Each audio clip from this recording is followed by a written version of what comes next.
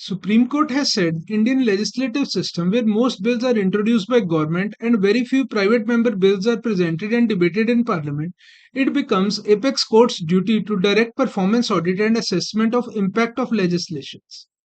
While upholding constitutional validity of provisions of Consumer Protection Act relating to pecuniary jurisdiction of district, state and national consumer forums, a bench of justices P.S. Narasimha and Manoj Mishra asked Central Consumer Protection Council and Central Consumer Protection Authority to survey, review and advise government about measures for effective and efficient redressal and working of the statute.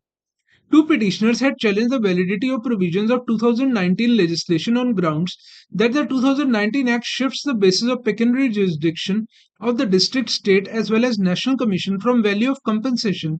claimed under the repealed 1986 Act to value of the consideration paid for the goods and services.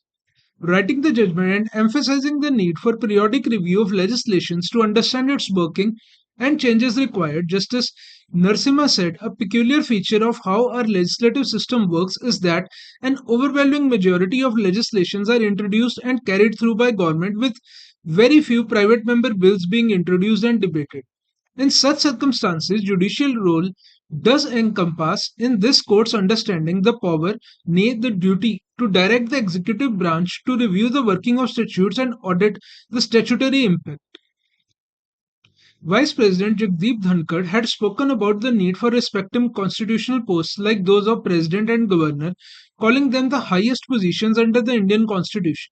Speaking at launch of a book on UP Governor Nandiben Patel in Lucknow, Dhankar noted that constitutional roles uphold and safeguard the Constitution, and commenting on such dignified offices warrant serious reflection. The remarks came days after Dhankar's critical observations on Supreme Court